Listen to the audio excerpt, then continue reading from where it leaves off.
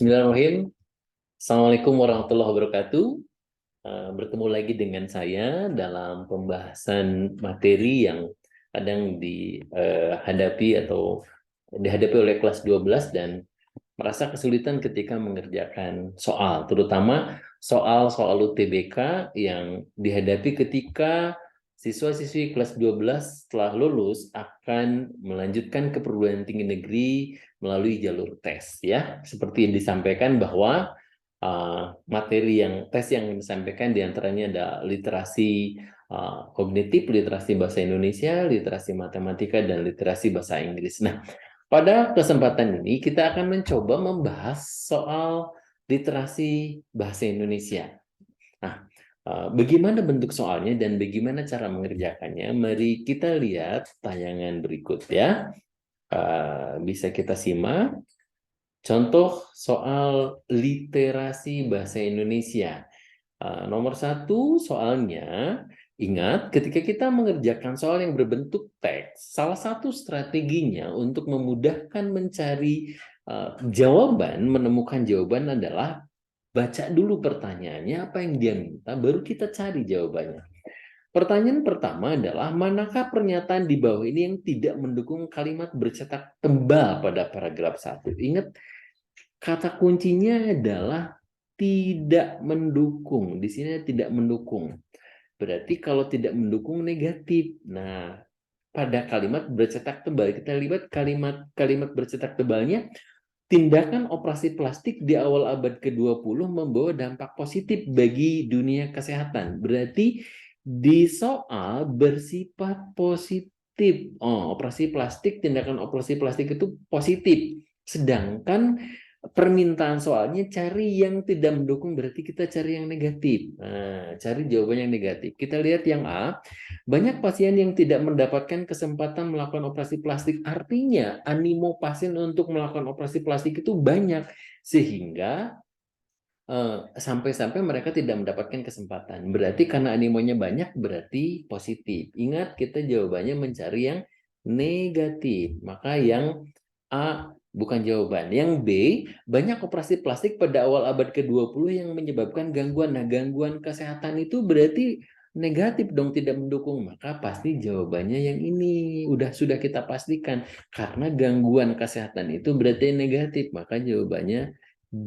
Coba kita buktikan dengan yang lainnya, ya. Banyak tindakan operasi plastik ditujuan untuk kebutuhan estetik. Estetik itu keindahan, berarti positif, ya. Ini positif.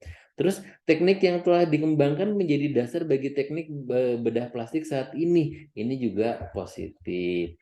Tindakan operasi plastik yang dilakukan saat ini meningkatkan kualitas kesehatan, positif. Buktikan, maka jawabannya pasti B karena dia negatif.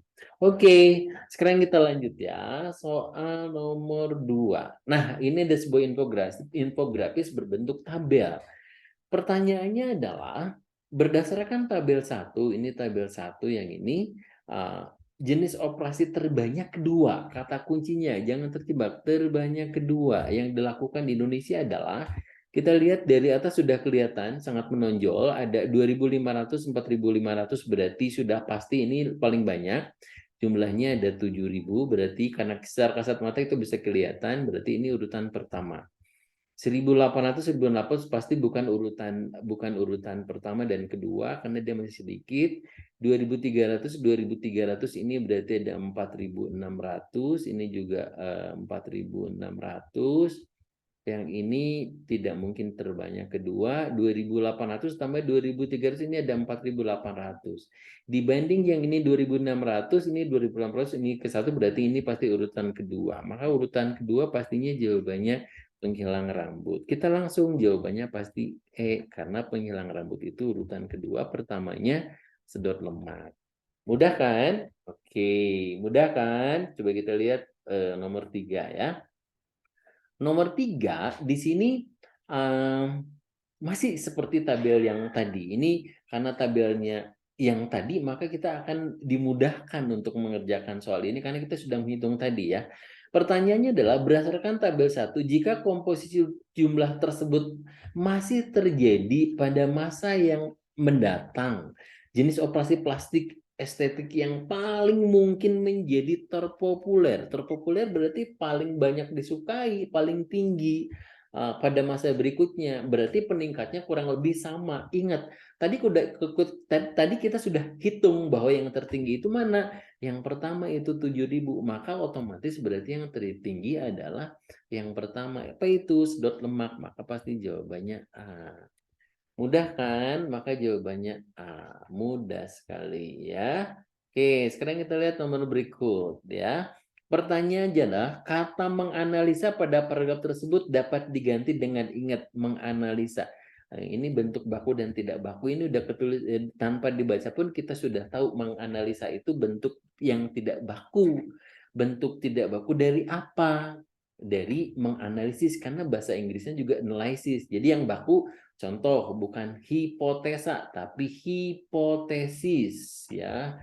Bukan analisa tapi analisis. Berarti kata menganalisa itu salah.